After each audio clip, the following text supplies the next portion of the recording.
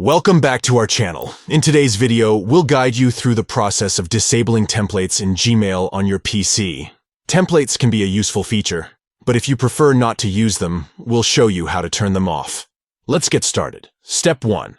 Open Gmail by launching your preferred web browser and navigating to the Gmail website. Step 2. Once you're in your Gmail inbox, locate the settings icon at the top right corner of the page. It typically looks like a gear or cogwheel. Step 3.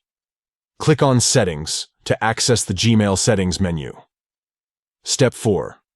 Within the settings menu, scroll down and click on See All Settings to view the complete range of options available. Step 5. At the top of the settings page, you'll find different tabs. Click on Advanced to access additional settings. Step 6. Scroll down until you come across the Templates section. Step 7. Next to the Templates option, you'll see a toggle switch. Simply click on it to disable templates.